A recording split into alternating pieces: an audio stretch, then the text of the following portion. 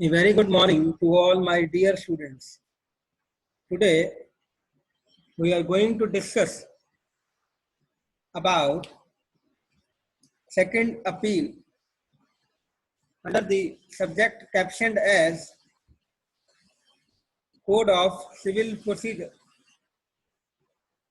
My dear students, as far as the law relating to second appeals is concerned, the same are given under section 100 to 103. Furthermore, section 107 and 108 have also have effect on the same. Further, Order 42 of the Code of Civil Procedure must also be read with the quoted sections for the better understanding of this topic. As far as the second appeals are concerned, this is not a natural or inherent right attaching to a litigation, and it does not exist unless expressly conferred by the statute. Further, section 100 of the Code of Civil Procedure provides filing of second appeal in the High Court. The same may be read herein as under. As far as section 100 clause 1, it says, save as otherwise expressly provided in the body of this code or by any other law for the time being in force, an appeal shall lie to the High Court from every decree passed in appeal by any court subordinate to the High Court, if the High Court is satisfied that the case involves a substantial question of law. Further, Clause 2 provides that an appeal may lie under this section from an appellate decree passed ex parte. Further, Clause 3 provides that in an appeal under this section, the memorandum of appeal shall be precisely state the substantial question of law involved in the appeal. Clause 4, where the High Court is satisfied that a substantial question of law is involved in any case, it shall formulate that question. Clause 5, the appeal shall be heard on the question so formulated, and the respondent shall, at the hearing of the appeal, be allowed to argue that the case does not involve such question. Proviso that nothing in this subsection shall be deemed to take away or abridge the power of the court, that is the High Court, to hear, for reasons to be recorded, the appeal on any other substantial question of law not formulated by it, if it is satisfied that the case involves such question. So from this section, we may infer that section 100 of the code allows filing of the second appeal to the High Court if the High Court is satisfied that the case involves a substantial question of law, but not on any other ground.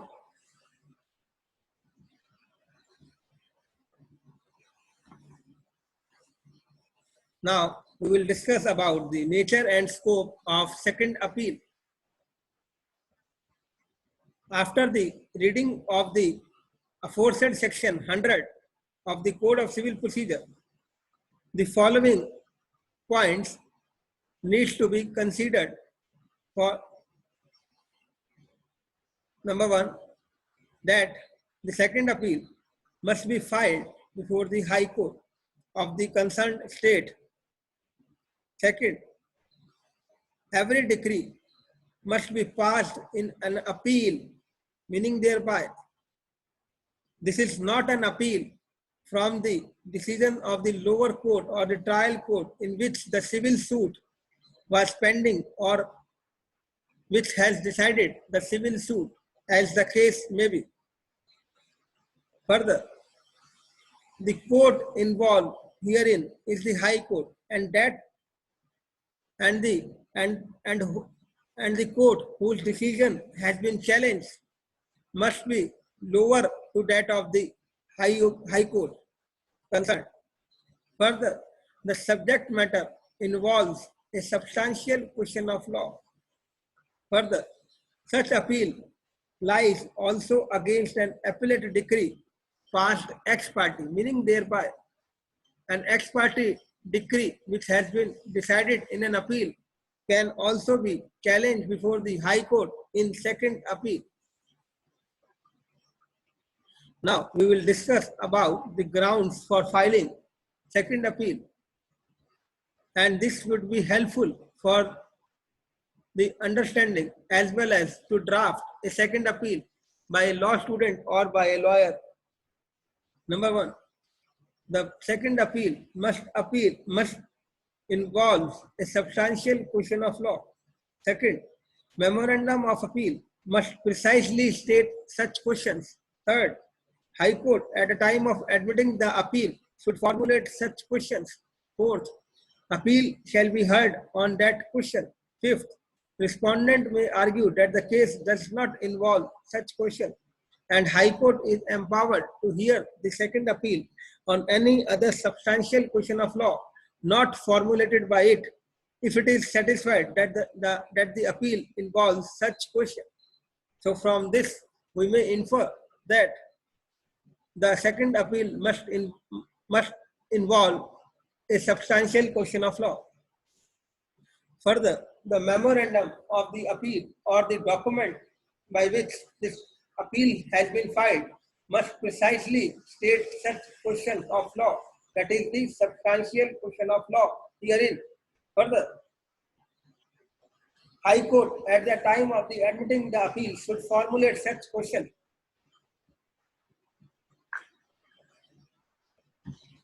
Further, in case and the appeal should be heard on such question.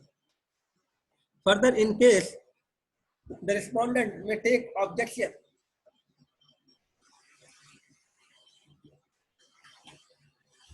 and that the case does not involve such question, and the High Court is empowered to hear the second appeal on any other substantial question of law not formulated by it, if it is satisfied that the appeal involves such question. Now next, what is the object of second appeal? That the second appeal may not become a third trial or on facts or one more dice in the gamble. As such, the right of the appeal is confined to the cases where a question of law is a substantial one. Next. What do you mean by substantial question of law? My dear students, the word substantial question of law has not been defined under the Code of Civil Procedure. As you all are aware that various expressions have been defined or various words have been defined under the Code of Civil Procedure, that is under section 2. But the legislature at that material time did not found it fit to include this definition of substantial question of law.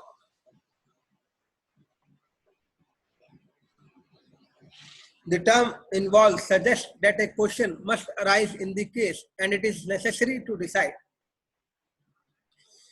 As far as the test laid down is concerned, the same was laid down by the Supreme Court in the case of Chunilal B. Mehta and Sons Limited versus Century Spinning and Manufacturing Company Limited, AIR 1962, Supreme Court 1314, wherein the Supreme Court laid down the test for determining whether a question is a substantial question of law or not.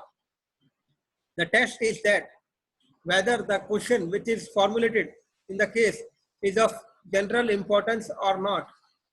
Second, whether it is directly and substantially affects the rights of the parties, and if so, whether it is either an open question that it is not finally settled by this court or by the Privy Council or by the federal court, or is not free from difficulty or calls for discussion of alternative views.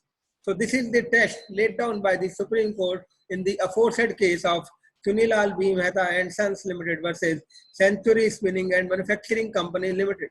Next. So whether this formulation of the question is a condition precedent? Yes, it is a sine qua non and a condition precedent for the exercise of the power by the High Court to entertain a second appeal. Is there any exception to it? Yes, there is an exception. If the second appeal is dismissed at the admission stage itself, then there is no need for formulation of any substantial question of law in the second appeal. Now, my dear students, one more question needs to be understood over here is that whose duty is to formulate such question? It is whether it is a duty of the lawyer or it is a duty of the court. The law says under section 100 of the Code of Civil Procedure that it is the duty of the court and not of the parties to formulate such question. Now I would like to give some examples of substantial question of law wherein the Supreme Court, after going through the law point, has held that the following are the questions to be treated as substantial question of law. Number one, question of law on which there is a conflict of judicial decision. Meaning thereby, if there is any conflict between the two decisions of the same court, then in that particular circumstance, second appeal may be entertainable by the High Court in that circumstance. Second, recording of finding without any evidence on record. Third, inference from or legal effect of proved or admitted facts. Fifth, disregard or non-consideration of relevant admissible evidence. Next, placing of onus of proof on a wrong party. And a question of admissibility of evidence. So these are some of the examples from which we may infer that these are the substantial question of law as decided by the Honorable Apex Court. Next. Now I would like to give some of the questions, some of the examples wherein some questions which are not to be considered as substantial question of law. And these are, number one, concurrent finding of facts recorded by the court below. Second, where two views are possible. Third, where a new case is sought to be made out in the case of second appeal. Fourth, where the question of law is raised too general or omnibus in nature, where the finding of the fact has been attached on the ground it is erroneous. So my dear students, now we have to deal with another question, that whether second appeal can be filed in certain other cases as well. As far as the law on this point is concerned, section 101 provides that no second appeal is maintainable except on the grounds specified in the code, and that law and that provision is section 100 of the Code of Civil Procedure. Further, section 102 provides that no second appeal lies in any suit where the subject matter of the original suit for recovery of money does not exceed rupees 25,000. So from this, we may infer that if the civil suit or if the appeal from which the second appeal may lie, if the amount in that money suit involves less than 25,000, then second appeal cannot be filed or cannot be entertainable by the High Court. No letter patent appeal. This is section 100A. As far as section 100A is concerned, this was added by 1976 amendment and provides that no further appeal shall lie against the decision of a single judge in second appeal. Now, is there any second limitation period prescribed for filing the second appeal? Answer is yes. The limitation for filing the second appeal is 90 days from the date of the passing of the decree. Now, I would like to give you the format of second appeal or the form of the second appeal.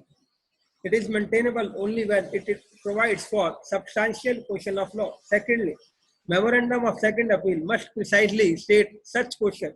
However, unlike the memorandum of first appeal, it need not set out the grounds of objections to the decree appealed from. Whether the High Court has the power to decide any issue of fact in the second appeal. To this, the law is given under section 103. Generally, answer is no, but in following exceptional cases, it may be allowed. Number one, if such question has not been determined either by the trial court or by the appellate court or both, then that particular question of fact may be decided by the High Court in second appeal. Second, if the question of fact has been wrongly determined by such court by reason of its decision on a substantial question of law, then also second appeal may lie. Now, what is the procedure for hearing the second appeal? The law related to this has been given under Order 42 of the Civil Procedure, Civil Code of Civil Procedure 1908, wherein it was laid down that the provisions relating to the first appeal shall apply to second appeal, meaning thereby the provisions of Order 41 would be para materia applicable to the Order 42 of the Code of Civil Procedure as well. Next.